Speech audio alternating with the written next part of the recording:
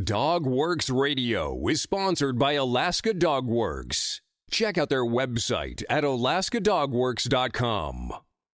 Here's to the great American dog trainers out there. The hundreds of you who settled for the sometimes thankless job of working with four-legged companions because they pay the bills. Of course, there's something else you can do if you've got something to say. Start a podcast with First Paw Media and unleash your creative freedom. Maybe even earn enough money to tell yourself, hey, I'm no puppy wrangler, I'm a rover, I'm a trailbreaker, I'm an adventurer. Visit firstpaw.media. Wag on over today.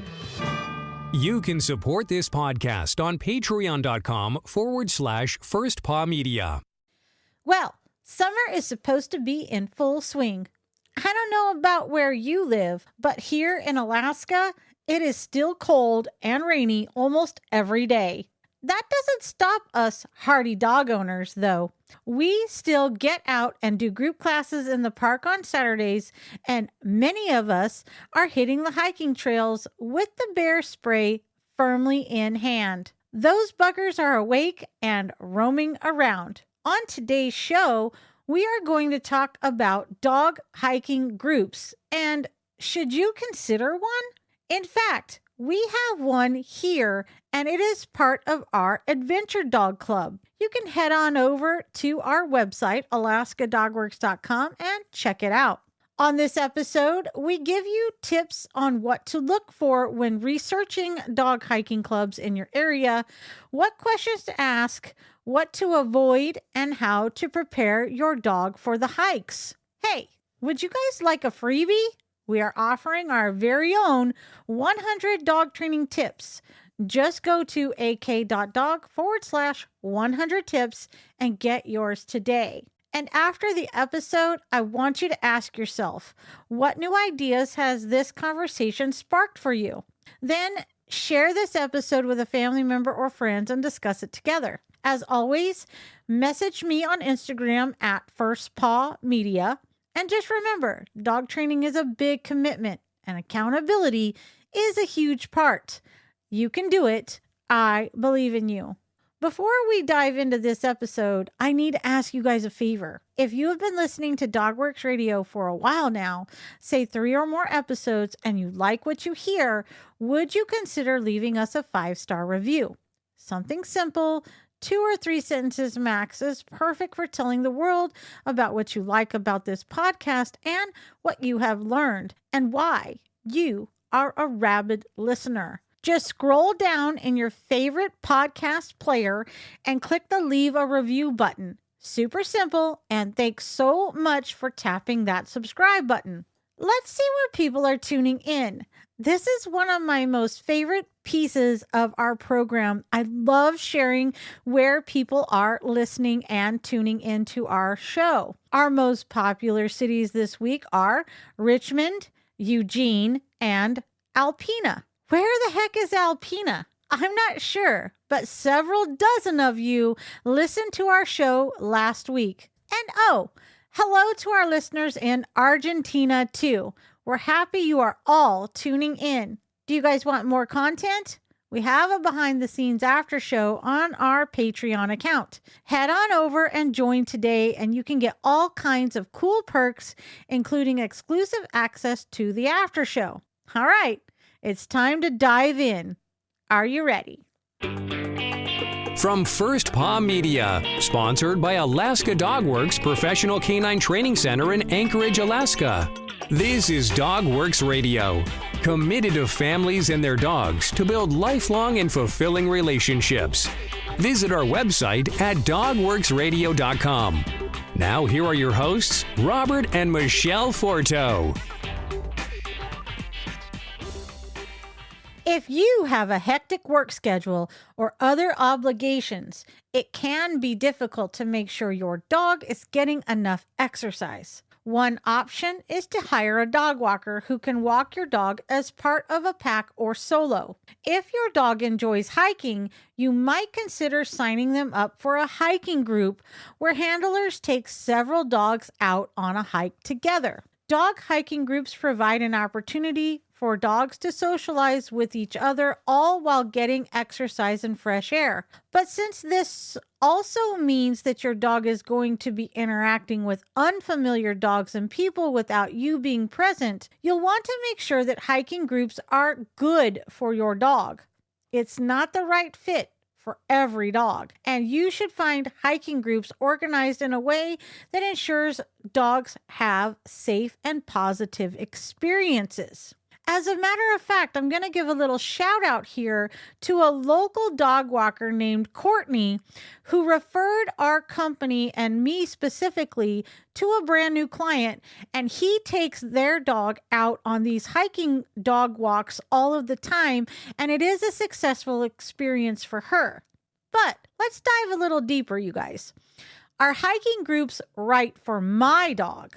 Dog hiking groups take the concept of doggy daycare on the go, offering dogs mental and physical enrichment through long outdoor walks.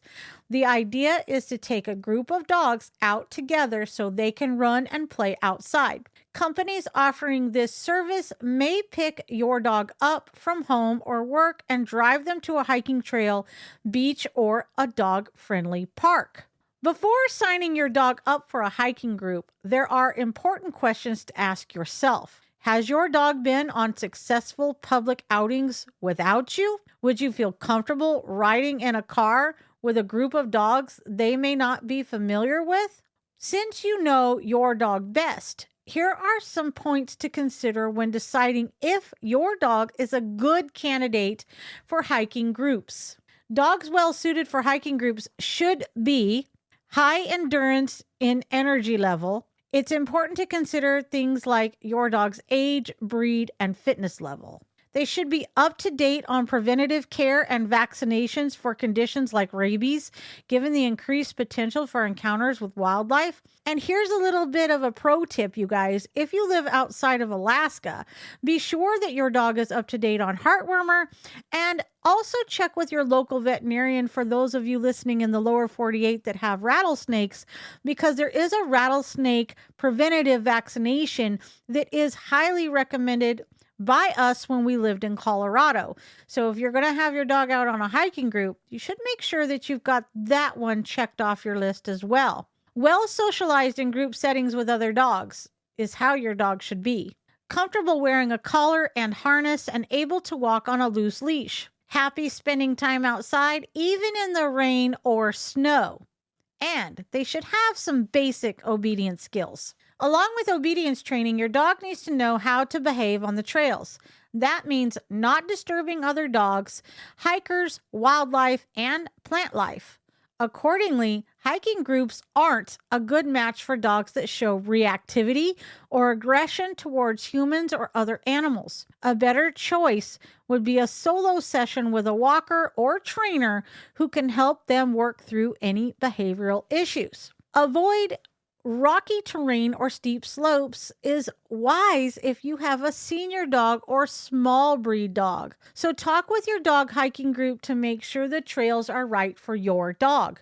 Given the risk of falls or injuries, it's best to hold off on hiking groups with puppies as they are still growing and their immune systems are still developing. It is good to be aware of the trails that the hiking groups are going to be walking to make sure they are appropriate for your dog's age, size, and physical capability. So how do you identify reputable dog hiking groups? The goal is to find a dog hiking group that will offer your dog a safe and stress-free experience. In addition to asking thorough questions, it's important to stay alert to signs that you're dealing with a reputable business. Make sure to check websites and verify the group before giving them any personal information. A group with no profiles, ratings, testimonials, or reviews is not a good sign, as you should be able to identify the handlers and team members to help guarantee that they are licensed and insured. Walks should be tailored to your dog with respect to length, location, and the size of the group. If there are too many dogs that can be handled safely, this is another red flag, as handlers need to be able to control and keep up with the groups while hiking. It also helps when companies offer notifications of when the walk is in progress and completed. It also a plus if groups provide regular photo or video updates of your dog. Some employees will post updates about their walks on the company's official social media pages, while others may use GPS to provide real-time updates on your dog's whereabouts. So, it's good to ask. If they don't reply to messages promptly or keep you in the loop about your dog while they're out, they may not be a good option. Price points for dog hiking group sessions are another indicator of whether or not the group is reputable. When you're researching dog hiking groups in your area, finding ones that offer much lower prices than competitors can be exciting, but it also makes signal that they are not reputable or not a real dog hiking group. Before you choose a dog hiking group, you'll want to make sure you do thorough research and ask questions which reputable hiking group companies will be happy to answer. So how do you find a dog hiking group? Word of mouth recommendations are a good place to start in finding dog hiking groups near you. The next time you go to the dog park, ask around and see if the other owners have suggestions for hiking groups and what services they've tried themselves. You can also search online and reach out to companies in your area. Reputable operators will be happy to share information that's not already available on their website and can provide a free phone consultation to answer any questions you may have. Here are some questions you'll want to ask once you do contact them. Who will be walking the dog? The handlers are the ones who will be with your dogs for the duration of the hike and make sure they're safe and accounted for at all times.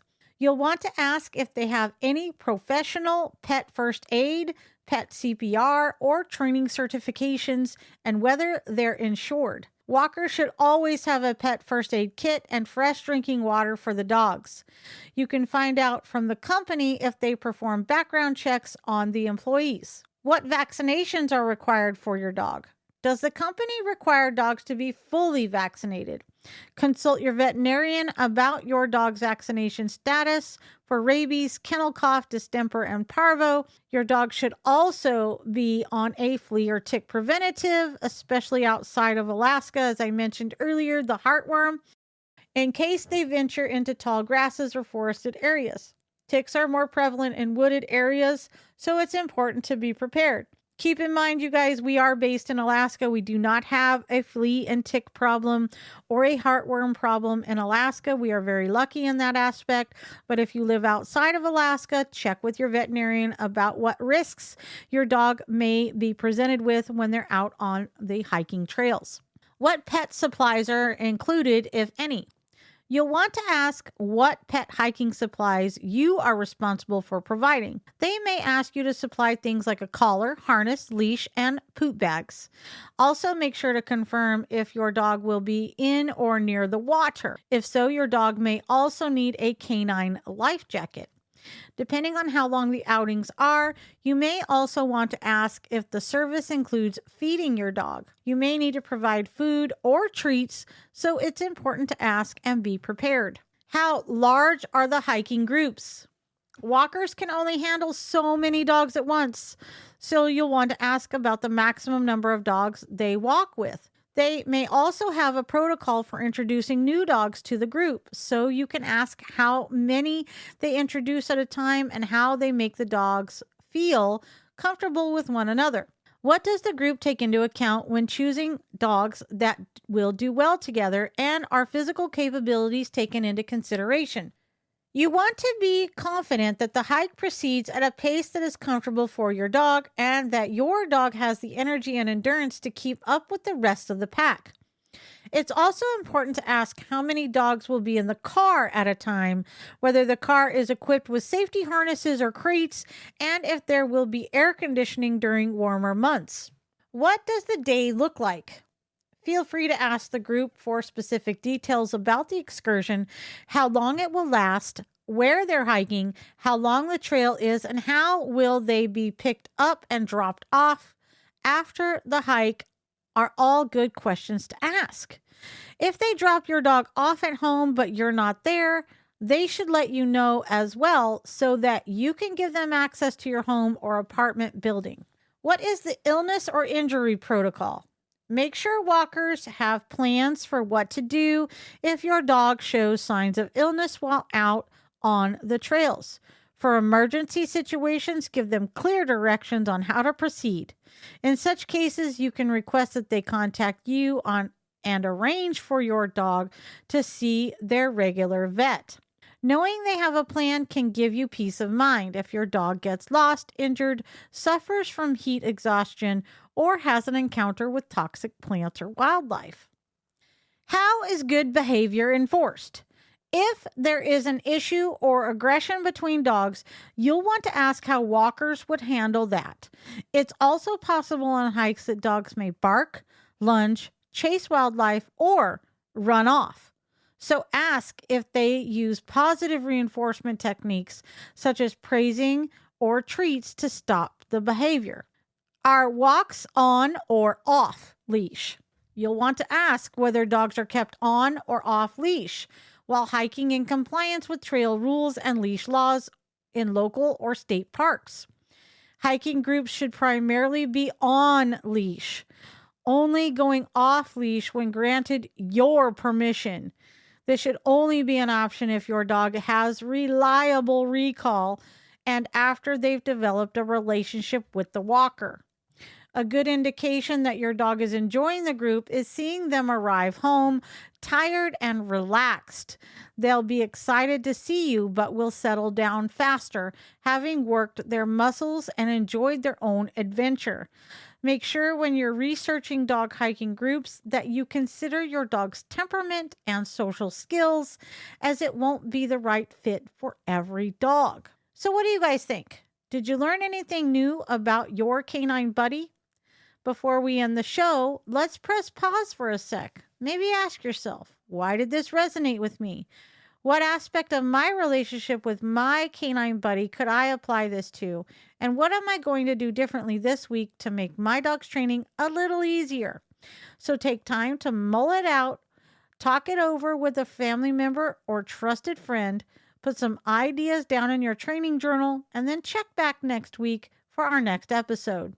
As always, I look forward to hearing your thoughts on this episode, so reach out over on Twitter at First Paw Media and let's spark a conversation. Until then, keep going. You are doing great. It's time to create the relationship with your dog that you always dreamed of. Thanks for listening to DogWorks Radio. Find the show notes for this episode and all others at alaskadogworks.com. And don't forget the freebie. We are now offering our very own 100 dog training tips. Just go to ak.dog/100 tips to get yours today.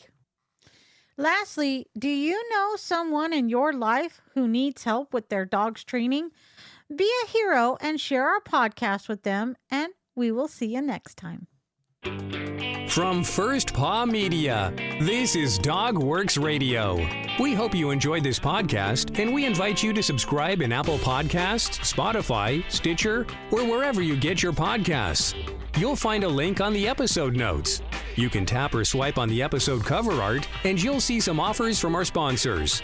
You can support our show by supporting them. If you like what you have heard, we would love it if you could give us a 5-star rating and tell your friends how to subscribe too. Your hosts are Robert and Michele Forto. Our producer is Robert Forto and created for First Paw Media.